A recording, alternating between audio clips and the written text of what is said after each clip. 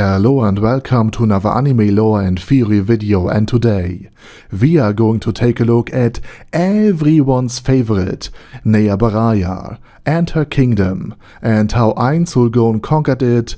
and how this is possibly the longest conquest in all of Overlord.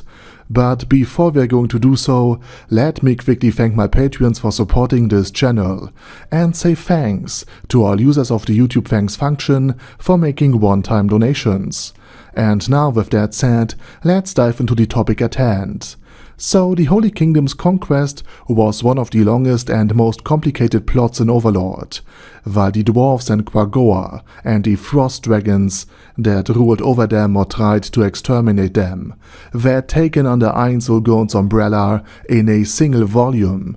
and while the Empire was misled and then finally outmaneuvered into becoming a vassal state of the Sorcerer Kingdom in just 3 volumes, the conquest of the Holy Kingdom lasted indeed much longer.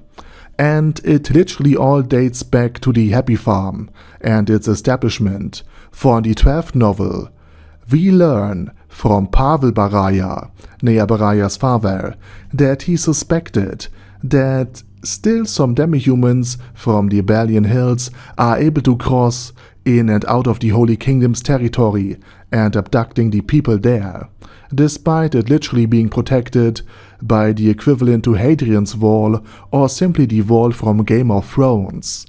But what in truth was happening was that Demiurge had abducted people from the Holy Kingdom, the infamous two-legged sheep,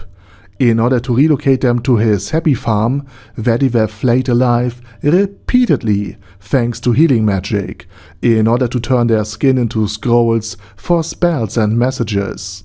And it goes much further than that. See, through the various abduction missions, Demiurge and his troops gained valuable experience about the layout of the Holy Kingdom, how the political system works there, where the most important political actors are usually at, and how they relate to each other. And in Volume 11, Ainz Ooal Gown also noted that Demiurge had worked for a very long time inside and with the Holy Kingdom, hence why our Overlord was so nervous about potentially spoiling all of his hard work. And Demiurge also did far more than just learning about the kingdom's high society, but he had actually abducted and replaced key figures, such as Prince Caspont, the older brother of Kalka Besaris, the Holy Queen, who ascended to the throne instead of him, in order to better control both sides of the upcoming war, once the Queen was clubbed to death. And the war itself was, and this is really important to acknowledge, just a pretext for bringing the Holy Kingdom into the sphere of influence of the Sorcerer Kingdom of Ainz Ooal Gown without arousing much suspicion within the neighboring nations. The war itself was never meant to conquer the Holy Kingdom permanently and to establish a demi-human demon state ruled by Yaldabaoth, so it basically went like with the demon incursion into Rhea's ties, where Momon has fought against Yaldabaoth, albeit in a much grander scale and without a natural trait among the ranks of the Holy Kingdom. But in the case of the Holy Kingdom, the role of Renna had then been played by the Doppel Caspont, who again was played all of the time. We see him in the actual novels by a greater doppelganger, while his real body was kept preserved and in pristine condition within the Great Tomb of Nezarec. The conquest of the demi-human tribe of Abelion, which had been done by the demon Emperor Yaldabaoth, Demiurge's alter ego, was also something that was done to save the face of the Sorcerer Kingdom. See the cruelty with which the demon emperor reigned over his subjects, going so far as to exterminate entire tribes whom he found lacking or just unruly, was something that would have stained the record of the Sorcerer Kingdom and lowered the opinion of quite a few species and states about the Sorcerer King himself. But Since it had been done by Yaldabaoth, it also helped to drive home what a threat the Demon Emperor truly is, and that he is indeed a threat to all species. And of course, Ainz could only liberate the demi-humans of Rebellion if they were suppressed and occupied in the first place. Demiurge also used his alter ego to conduct large-scale demi-human heteromorph and humanoid crossbreeding experiments, something he worked on for quite some time, and something that he believed will greatly aid Nezarec in the future. And since all of this cruelty would go a long way to paint the Demon Emperor as truly evil, Ainz Ooal Gown would get a lot more credit, especially from within the demi-human society, for his liberation efforts. After all of this was set up, the proper invasion of Yaldabaoth and his subjugated demi-human tribes and his demons finally commenced, and Demiurge again made sure to instruct the demons in order to let some humans escape, so that news of his conquest would spread properly from the capital of Hobrun and to the rest of the world.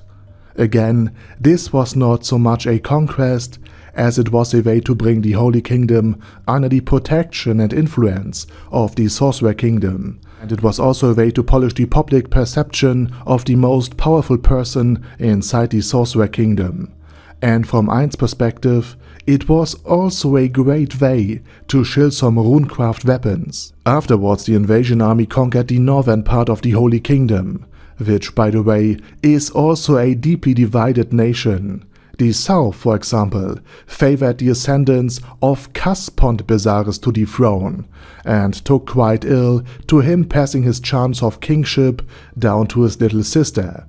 And now that the north was ravaged, the south took at least initially a defensive stance, so that the north suffered far greater losses under Yaldabaoth, thus ensuring that the rift and the tension between the two sides opened considerably afterwards. And while the occupation takes its toll on the Northern Holy Kingdom, the Liberation Army, which was just a couple of dozen men strong at this time, asked the Kingdom of Riestais for help, only to be reminded that they had to deal with the aftermath of Splat, and that they need to ask the Sorcerer Kingdom for help, specifically for Mommon's aid, who became the Sorcerer Kingdom's enforcer. So this once mighty human nation had been humiliated on the international stage of diplomacy, since they had been rendered in a state of impotence. And this was also a very vital part of Demiurge's strategy. The Holy Kingdom in general, and a certain paladin in particular, despises the undead and teaches that they are evil, life-hating creatures, which, in the greater context of the New World, is actually true. Ainz is just the exception to this rule, because he's a human soul in an undead overlord's body. And therefore, having a deeply religious leader from a deeply religious anti-undead nation ask the undead king himself for aid had been a major diplomatic and geostrategic victory for the Sorcerer King of Ainz Ooal Gown. And it, together with the subjugation and subsequent boom of the empire, and the friendly relationship that he himself had established with the Dwarven Kingdom, paved the way for much greater international recognition. Afterwards, Ainz informed them that they can't spare Mommon at the moment, because he keeps the peace among the human population, since Mommon, of course, is a human himself who enjoys human activities like breathing and having blood flow to his body and stuff. So, Ainz Ooal Gown offered his own personal assistance instead, therefore maximizing the reputational gain he would have in the process. And now Ainz leads the Liberation Army to one victory after another, in order to impress Remedios Custodio, who still despised the Sorcerer King because he's undead. So instead, he had shifted his focus towards Nea Baraya, who subsequently had been revived and now preaches that Ainz is justice. This, for Demiurge and Ainz, unexpected religious component shifted the hearts and minds of a vast part of the population of the Holy Kingdom, since the faith did nothing to protect them, and since Nea's faith was responsible for liberating them, and for actually defeating demons, while again the angels and the holy spells had all failed to contain Yaldabaoth. So this new religion spread rapidly. And of course, having a northern part that preaches that this undead here is justice, and having a southern part that preaches that all undead are evil and need to be purged, also sharply increased the divide within the nation, and finally the war ended after Yaldabaoth had seemingly destroyed Ainz Ooal Gown and was currently frying the southern Holy Kingdom's army. He seemed unstoppable at this time, but then Ainz Ooal Gown returned after liberating the demi-humans of Rebellion, and he came to the aid of the beleaguered Holy Kingdom's armies with his own army of demi-human tribes liberated from the yoke of Yaldabaoth. And then he could defeat the Demon Emperor in front of the most people possible. And of course he saved the day. Afterwards the Sorcerer Kingdom sent aid and help in the rebuilding of the nation, thus increasing their own reputation again. Meanwhile, Caspon Bezaris, or rather his Nazarick-controlled doppelganger, made one dumb decision after another as the new king, in order to provoke and finally trigger a civil war, which, much to my disappointment, happened entirely off-screen. But of course, the North, thanks to the aid of the Sorcerer Kingdom and Runecraft, prevailed, and thus had managed to defeat the South, who started this war,